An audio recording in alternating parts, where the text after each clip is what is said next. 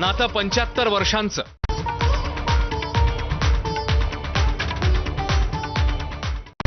Headlines brought to you by Chitale बंधू.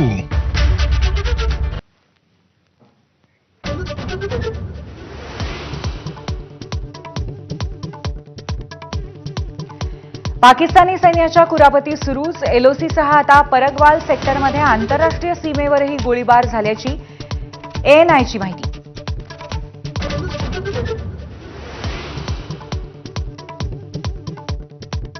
पंतप्रधान मोदींच्या अध्यक्षतेखालील सीसीएस बैठकीमध्ये सुरक्षेवर चर्चा. सीसीटीए आणि सीसीईएच्या बैठका सुद्धा होणार. तर पहलगाम हल्ल्यानंतर आज पहिली मंत्रिमंडळ बैठक.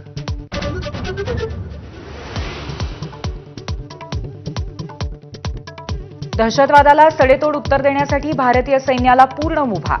तिन्ही सैन्य दल प्रमुखांच्या उपस्थितीत झालेल्या बैठकीत पंतप्रधान मोदींची भूमिका.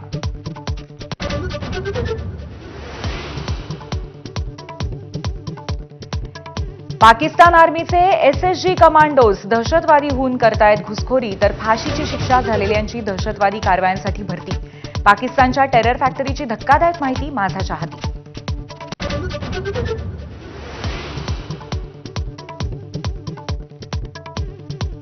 पाकिस्तानला भारताची धडकी. भारत आक्रमक कारवाईच्या विचारात असल्याचं पाकिस्तानच्या उपपंतप्रधानांचं संसदेत वक्तव्य.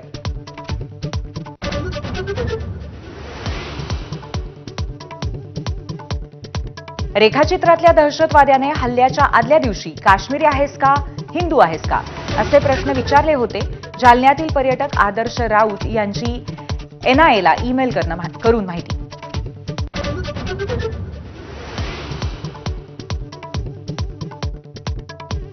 पहलगाम दहशतवादी हल्ल्याबाबत काँग्रेसकडून नेत्यांसाठी मार्गदर्शक सूचना जारी.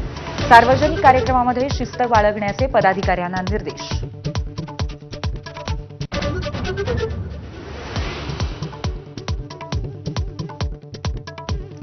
पुण्यातल्या बीजे मेडिकल कॉलेजमध्ये रॅगिंगचा प्रकार.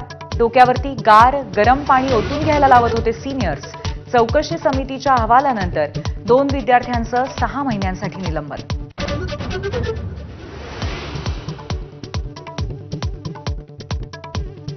शरद पवारांच्या हस्ते ठाण्यामध्ये तुळजाभवानी मंदिराचं पूजन. पुजाऱ्यांच्या मंत्रोच्चारामध्ये पवारांनी केलं धार्मिक पद्धतीने पूजन.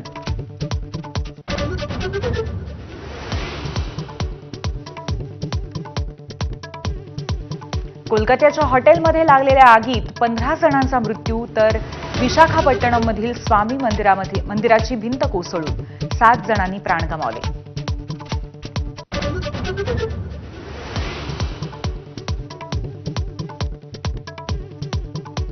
आयपीएलमध्ये केकेआरच्या फिरकीपटूंनी दिल्लीचे मनसुबे उधळले. कोलकात्याचा 14 धावांनी विजय. तर घरच्या मैदानावरती दिल्लीचा सलग दुसरा विजय.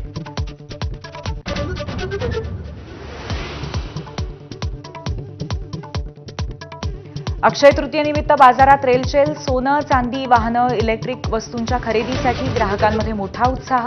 दगडूशेठ हलवाई गणपतीला 11,000 आंब्यांचा महानैवेद्य.